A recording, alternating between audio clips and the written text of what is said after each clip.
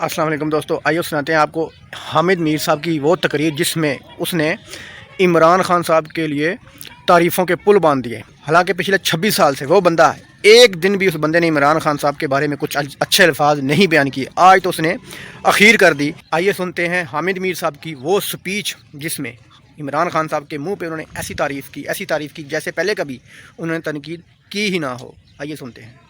تو آج آپ کو بھی غدار کہا جا رہا ہے، آپ کو بھی غداری کے مقدمات میں ملوث کرنے کی دھمکیاں دی جا رہی ہیں۔ تو ہم نے تو بھائی ہمیشہ سے یہ جو غدار کا ٹیگ لگانے والے لوگ ہیں اور غداری کے سرٹیفکیٹ تقسیم کرنے والے لوگ ہیں، ہم نے تو ان کی ہمیشہ سے مخالفت کیا ہے۔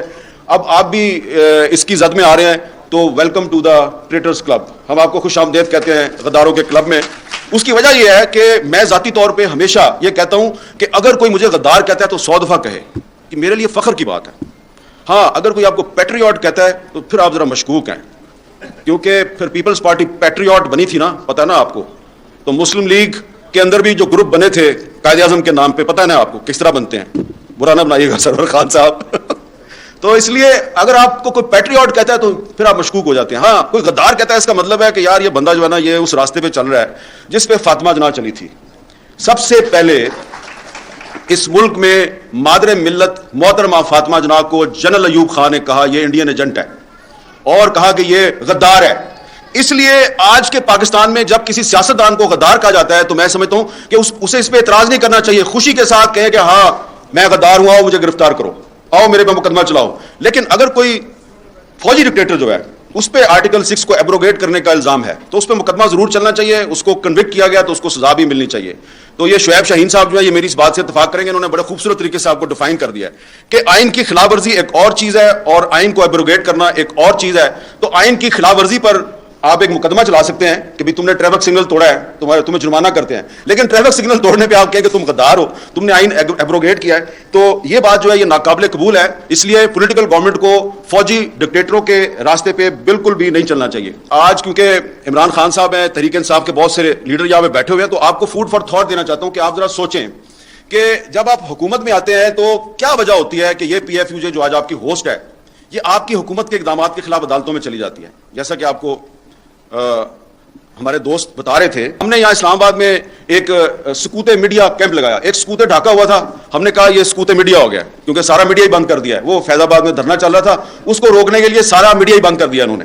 تو یہ میں آپ کو اس لیے بتا رہا ہوں کہ کوئی بھی پولیٹیکل پارٹی ہو، پیپلز پارٹی ہو، مسلم لیگ نون ہو یا تحریک انصاف ہو، یہ پی ایف یو جو ہے یہ ہر حکومت کے دور میں جب بھی کوئی پابندی لگتی ہے تو یا تو ہمیں سڑکوں پہ آنا پڑتا ہے یا ہمیں عدالتوں میں جانا پڑتا ہے۔ تو یہ جو پی ایف یو جو ہے یہ بات بالکل صحیح کی جا رہی ہے کہ ملٹری ڈکٹیٹر کے دور میں اور آج کے دور میں جو فرق ہے وہ یہ ہے کہ ملٹری ڈکٹیٹر کے دور میں آپ کو پتا ہوتا ہے کہ آپ کا دشمن کون ہے۔ یہ سویلین گورنمنٹ کے دور میں جو ایک آمرانہ قسم کے اقدامات لگتے ہیں تو وہ سامنے نہیں آتے، پتہ نہیں چلتا کون کیا کر رہا ہے۔ میرے بعد آنے والا مقرر یہ کہتا ہے کہ پاکستان امریکہ کا غلام ہے اور پاکستان کو امریکہ کی غلامی نہیں کرنی چاہیے۔ آپ کو پتہ ہے یہ آرٹیکل 19 کی خلاف ورزی ہے، بہت سے لوگوں کو نہیں پتا اس بات کا۔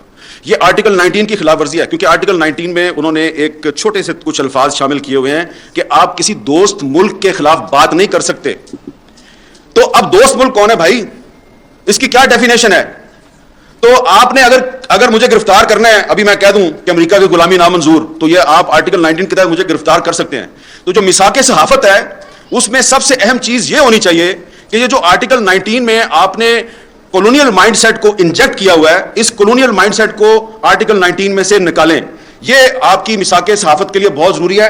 اس پہ جو تمام پولیٹیکل پارٹیز ہیں ان کو رول پلے کرنا چاہیے، اپنے پولیٹیکل ایشوز پہ لڑائیاں ضرور کریں، لیکن یہ جو ایشوز ہیں اس پہ آپ کو ایک موقف رکھنا چاہیے۔ جب سارا عالم کو گولی ماری جاتی تھی، ہم جب اس پہ احتجاج کرتے تھے تو ہمارے جو کچھ دوست ہیں حکومت کے وہ کہتے تھے یار وہ سندھ میں بھی تو عزیز میمن قتل ہو گیا، وہ وہاں پہ بھی تو اجے لالوانی قتل ہو گیا۔ ہم کہتے تھے ہم اس کی بھی مذمت کرتے ہیں، جو اسلام آباد میں ہو رہا ہے اس کی بھی مذمت کرتے ہیں۔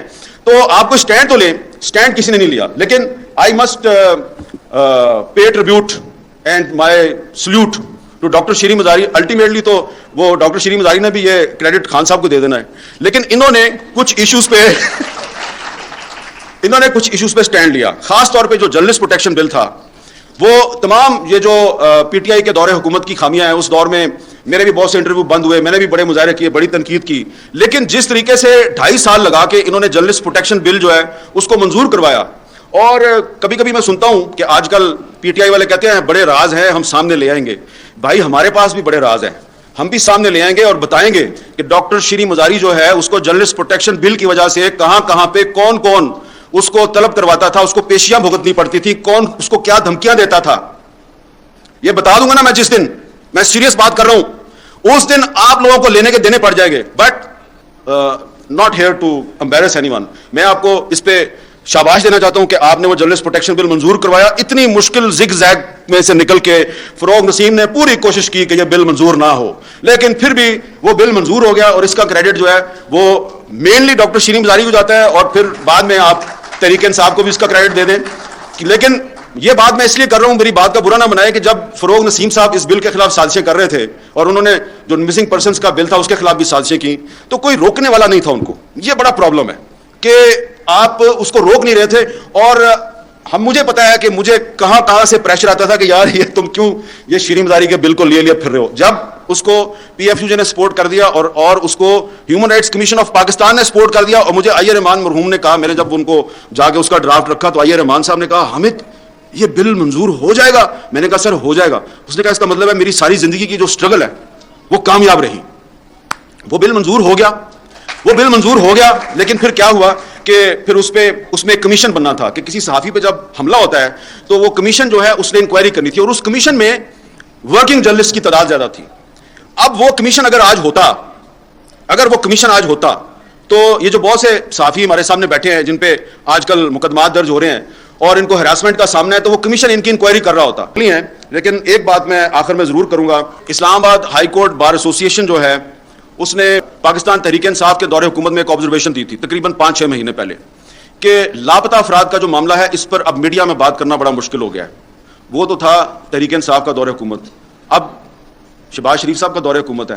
اب انہوں نے ایک کمیٹی بھی بنا دی ہے, لیکن ابھی بھی ایسا لگ رہا ہے کہ لاپتہ افراد پہ بات کرنا کافی مشکل ہے. اور آپ لوگ اپنے جلسوں میں اپنی تقریروں میں ہر ایشو کو چھیڑتے ہیں. مجھے لگتا ہے کہ آپ سوائے شیریں مزاری کے آپ لوگ اس ایشو کو اوائڈ کرتے ہیں.